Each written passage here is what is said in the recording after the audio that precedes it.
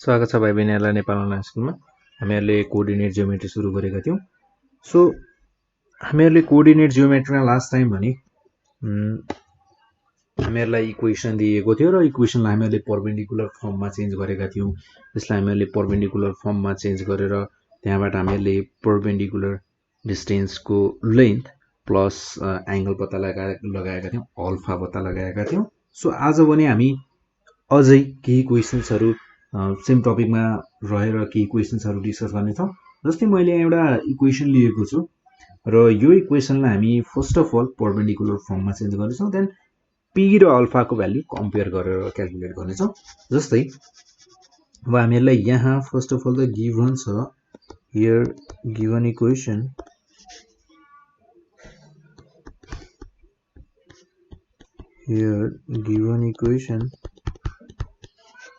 Given equation छ हामीहरुको x plus √3 y is equals to 4। यो भयो हामीहरुको इक्वेसन फर्स्ट। ठीक छ, मैले यसलाई इक्वेसन फर्स्ट भनेर भने। सो यहाँबाट हामी फर्स्ट अफ अल क्याल्कुलेट गर्छौं square root of x square, coefficient of x square plus coefficient of y square. So now root coefficient of x को square plus coefficient of y को whole square. Then हामीहरुको यहाँ coefficient of x भनेको कति छ त? Coefficient of x भनेको हामीहरुसँग यहाँ छ न त कुनै पनि न्युमेरिकल लेखिएको छैन अगाडि। सो केही पनि लेखिएको छैन भने पनि हामीहरुको यहाँ अलवेज 1 एक्जिस्ट गर्छ। यो कुरा हामीलाई थाहा छ होला। सो एउटा बेसिक म्याथको कुरा भइहाल्यो त्यो त। यहाँ हुने भयो हामीहरुको 1 को square plus coefficient of y छ हामीहरुसँग √3।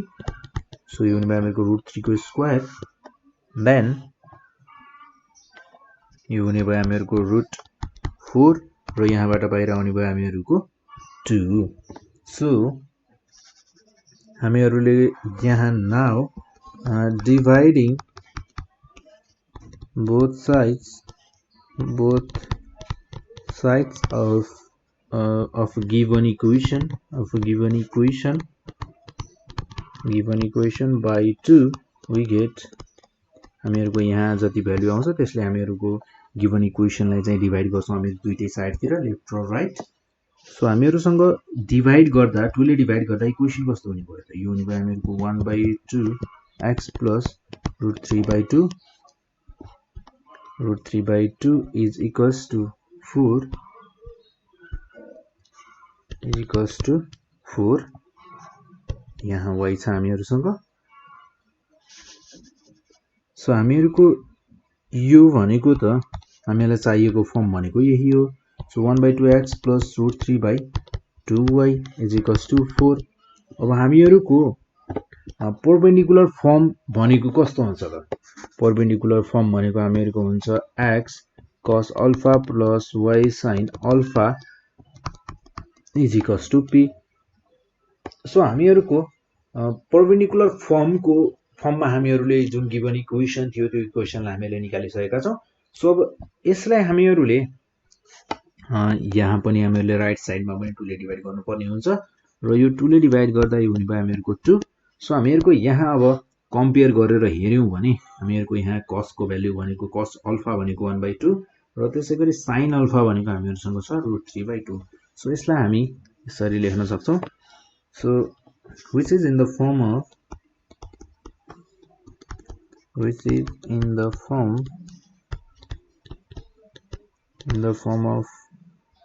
x cos alpha plus y sin alpha is equals to p. So on comparing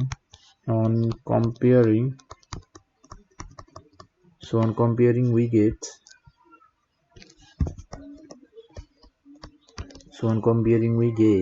compare गर्दा हामीहरुले राइट साइडमा हामीहरुको p छ र यहाँ छ हामीहरुको 2।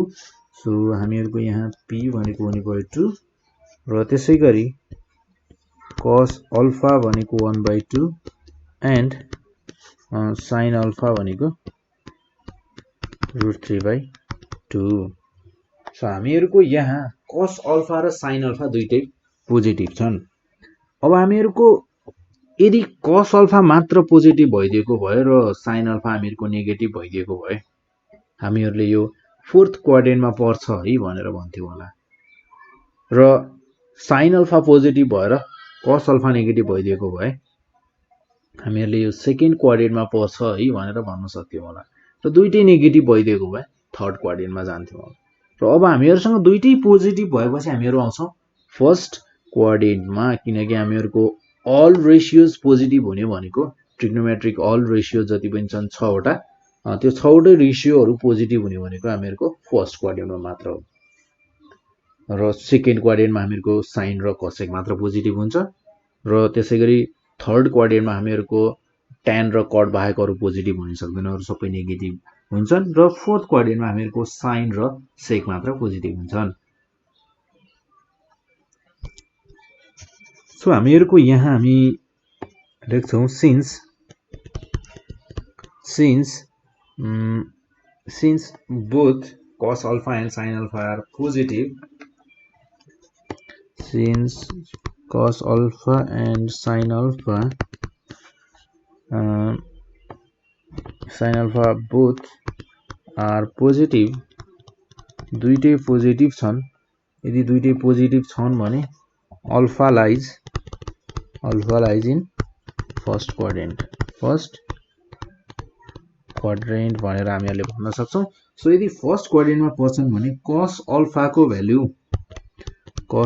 भ्यालु छ हामीहरुसँग 1/2 र cos अल्फा को भ्यालु 1/2 कतिखेर हुन्छ त जब हामीहरुको भ्यालु अल्फा को भ्यालु यदि हामीहरुसँग 60 डिग्री छ भने हामीहरुको cos रेशियोले चाहिँ यसको हामीहरुलाई 60 डिग्री दिन्छ सरी 1/2 भ्यालु दिन्छ न्यूमेरिकल भ्यालु। सो यो हुने भयो हामीहरुको cos alpha is equals to cos 60 degree therefore यहाँबाट हामीहरुको अल्फा भनेको कति हुने भयो त 60 डिग्री र त्यसैगरी हामीहरुको अल्फा को भ्यालु sin अल्फाबाट पनि 60 डिग्री नै आउँछ किनकि sin 60 डिग्री भनेको √3/2 हुन्छ। कुनै एउटा रेशियोलाई लिएर sin लाई या cos लाई लिएर तपाईहरुले निकाल्न सक्नुहुन्छ दुईटैलाई लिएर हामीहरुको निकाल्ने भनेको अल्फा को भ्यालु नै हो। सो दुईटैलाई लिएर हामीहरुले अल्फा को भ्यालु क्याल्कुलेट गरिरहनु पर्दैन किनभने हामीलाई जस्ट अल्फा को भ्यालु चाहिएको देन दुईटैले दिने भनेको भ्यालु हामीहरुको एउटै हो। सो हामीहरुको अब स्ट्यान्डर्ड जुन फर्म थियो परपेन्डिकुलर फर्ममा चाहिँ हामीहरुको इक्वेसन चाहिँ कस्तो हुने भयो है। सो हामीहरुको x cos अल्फा को ठाउँमा हुने भयो हामीहरुको 60 degree plus y sin alpha then sin alpha को ठाउँमा हुने भयो हामीहरुको 60 डिग्री इज इक्वल्स टु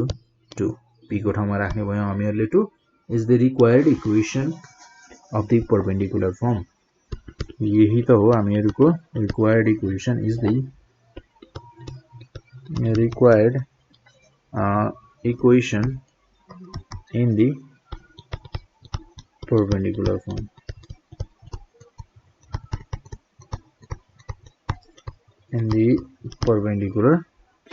यसरी हामीले क्याल्कुलेट गर्न सक्छौं र त्यसैगरी एउटा अर्को क्वेशन हेरौं जस्तै हामीहरुलाई यहाँ दिएको छ इक्वेसन र हामीहरुसँग इक्वेसन छ x - y + 6 = 0। यसलाई मैले क्वेशन नम्बर 2 राखेला x - y + 6 = 0। सो यो हुने भयो हामीहरुको और here given equation is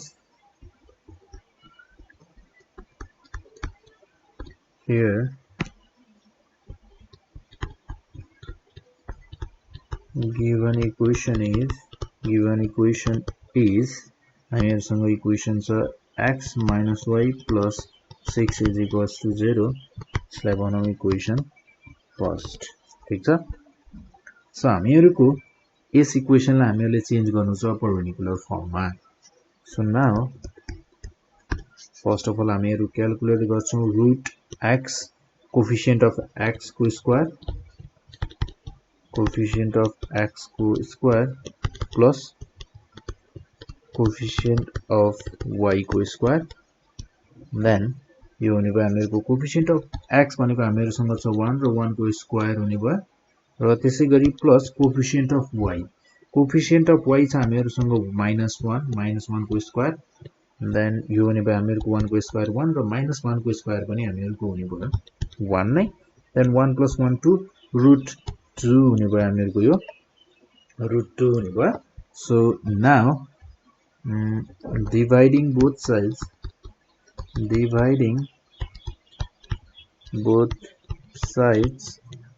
of equation first by √2 we get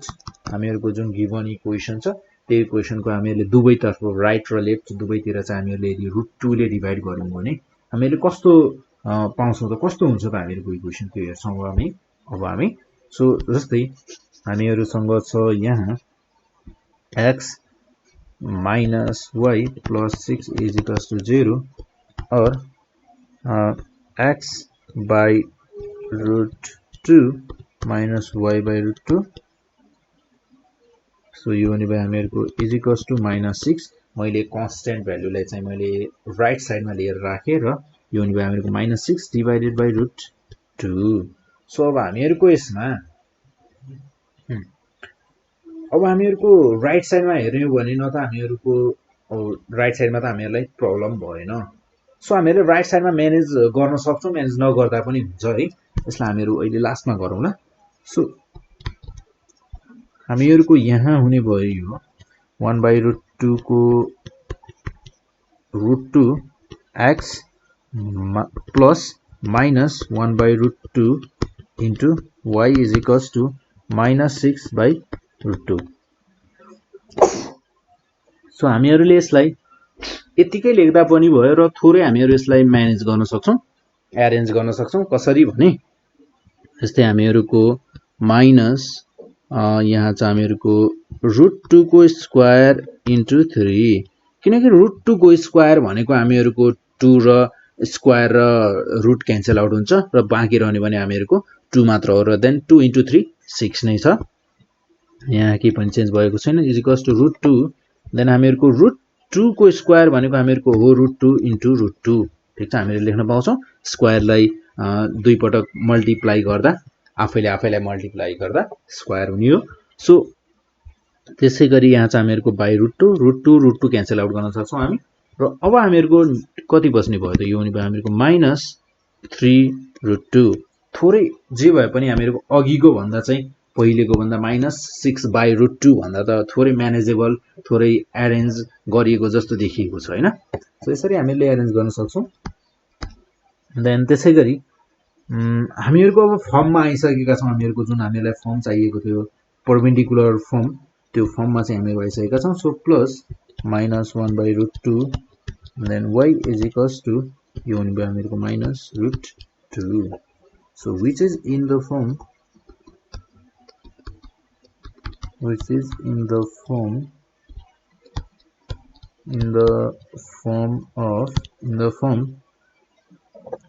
of x cos alpha plus y sin alpha is equals to p so on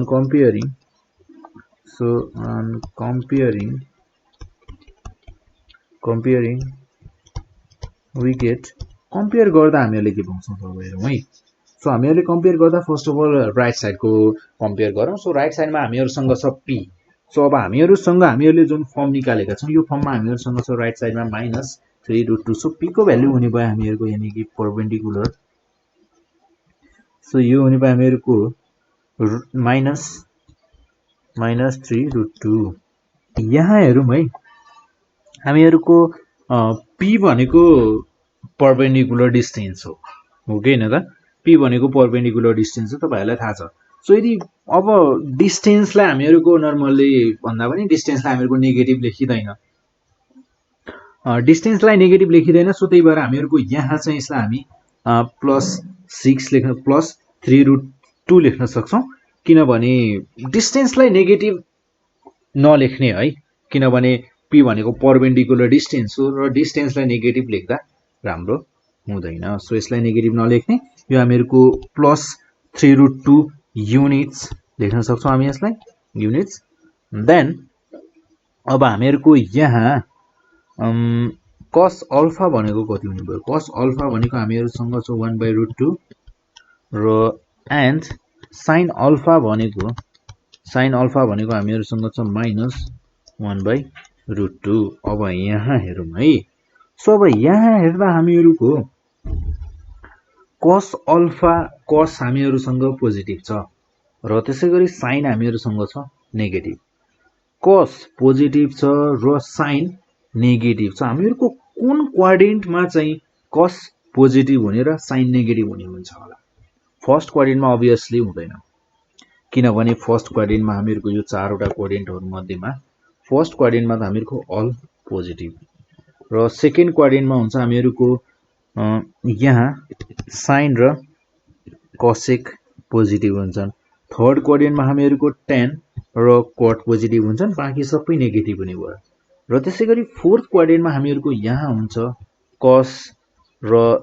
sec positive र बाँकी सबै negative हुने भयो भन्नुको मतलब cos पोजिटिभ र बाँकी सबै नेगेटिभ हुने भनेको त हामीहरुको फोर्थ क्वाड्रेन्ट रहेछ देन फोर्थ क्वाड्रेन्ट हो भने अब फोर्थ क्वाड्रेन्टमा निकाल्नु पर्यो हामीहरुले सो मैले यो किन भनिरहेको छु भने यो क्वाड्रेन्टको कुरा हामीले यो भन्दा पहिले पनि कुरा गरेका छौं र यदि तपाईहरुले पहिलेको भिडियोहरु मिस गर्नु भएको छ भने पनि केही छैन सो हामीहरु यसमा पनि कुरा गर्छौं हामीहरुले यहाँ यदि मैले सिधै cos को भ्यालु मैले sin को भ्यालुलाई नहेरिकन sin पोजिटिभ छ कि sin अल्फा को भ्यालु पोजिटिभ छ कि नेगेटिभ छ भनेर मैले सिधै cos को भ्यालु कम्पेयर गरेर cos को भ्यालु निकाले cos अल्फा भनेको के हो कम्पेयर गरे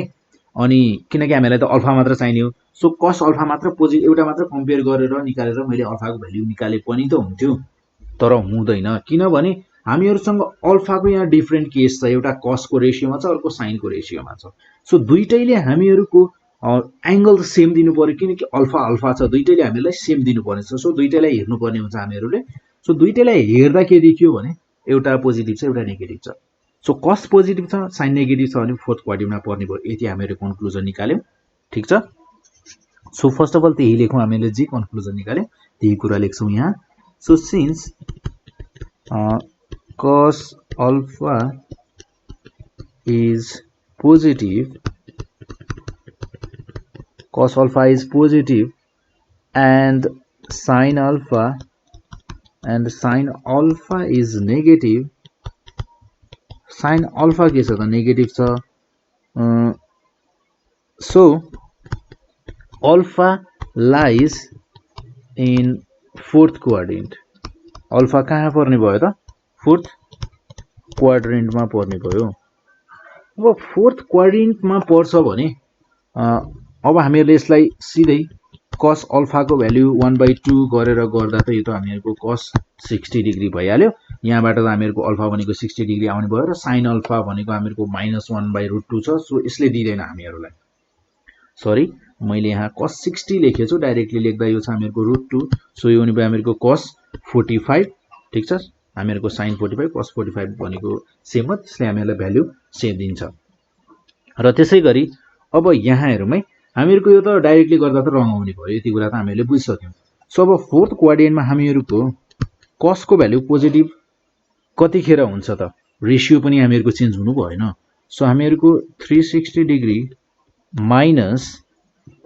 हामीहरुको 1/√2 भनेको कति हो त 45 डिग्री हो ठीक छ then 360 degree minus 45 degree so यसलाई यहाँनिर हामी first of all cos alpha is equals to 1/√2 लेख्न सक्छौं है सो हामीहरुको cos 45 भनेको 1/√2 हो सो अर यो हुने भयो हामीहरुको alpha is equals to 360 degree minus 45 degree भनेको त 315 डिग्री हो के हैन त किनकि 315 प्लस 45 भनेको 360 हुने भयो सो यसरी अल्फा को भ्यालु हामीले 315 डिग्री निकाल्यौं र हामीहरुको अब यहाँबाट यदि हामीले sin alpha is equals to -1/√2 निकालेर हामीले यसरी गर्ने हो भने यहाँ पनि हामीहरुले सेम भ्यालु नै पाउँछौं जस्तै अब यहाँ गर्दा चाहिँ हामीहरुले अब दुईटैबाट चाहिँ हामीले क्याल्कुलेट गरिरहनु पर्दैन भ्यालु है सो एउटाबाट मात्र गर्दा हुन्छ सो जस्ट मैले यो दुईटै यो भ्यालु चाहिँ हामीहरुले अल्फा को निकालेको भ्यालु चाहिँ ठीक छ भनेर हामीहरुले चेक गर्नु छ भने अर्कोबाट पनि भ्यालु निकालेर हेर्ने अभियसली भ्यालु सेम नै आउँछ किनभने त्यसमा कुनै डाउट छैन यदि डिफरेन्ट आयो भने त हामीहरुको फरक छ भन्ने कुरा हामीहरुले बुझिहाल्छौं हामीहरुको एन्सर रङ भइरहेको छ कहीं न कहीं भनेर हामीहरुले भन्ने कुरा बुझिहाल्छौं सो हामीहरुको अब अल्फाको भ्यालु त सेम आउनु पर्छ तर यहाँ आइरहेको छैन किन थाहा छ सायद हामीहरुले यहाँ कहीं जस्तै मैले यहाँनेर p लाई पोजिटिभ बनाएछु र यहाँ पनि पोजिटिभ बनाउनु पर्थ्यो अब मलाई यहाँ पोजिटिभ चाहिएको छ भने यहाँ त मेरो यो नेगेटिभले ल्याएर यहाँ आएर डिभाइड गरौँ चाहे मैले दुवैतिर नेगेटिभले मल्टिप्लाई गर्दियौ एउटै कुरा यो हुने भयो मेरो पोजिटिभ र यहाँ हुने भयो हामीहरुको नेगेटिभ सो यहाँ हुने भयो plus plus plus plus plus यहाँ हुने भयो माइनस र त्यसैगरी यो भन्दा यहाँनिरबाट चाहिँ हामीले चेन्ज गर्यौं भन्ने बुझियो सो हामीहरुको अब यहाँ हुने भयो cos अल्फा चाहिँ हामीहरुको नेगेटिभ र sin अल्फा चाहिँ पोजिटिभ रहेछ सो यदि यस्तो हो भने यो त हामीहरुको सेकेन्ड क्वाड्रेन्टमा पर्ने भयो cos alpha is negative and sin alpha is positive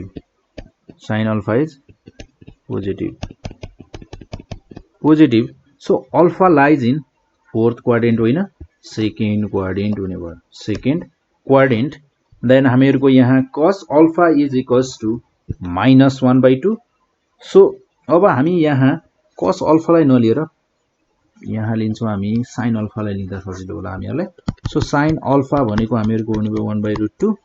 so sin alpha positive भनेको सेकेन्ड क्वाड्रेन्टमा हुने भयो र cos alpha नेगेटिभ हुने भयो सेकेन्ड क्वाड्रेन्टमा देन यो हुने भयो हामीहरुको sin alpha is equals to sin 180 degree minus 45 degree then 180 minus 45 भनेको alpha is equals to 135 degree so हामीहरुको परपेन्डिकुलर फर्म कस्तो हुने भयो त अब यो परपेन्डिकुलर फर्म भनेको हुने भयो हामीहरु x cos 135 degree plus y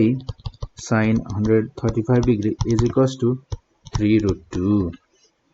is the required perpendicular form भनेर हामीहरुले यसरी क्याल्कुलेट गर्न सक्छौं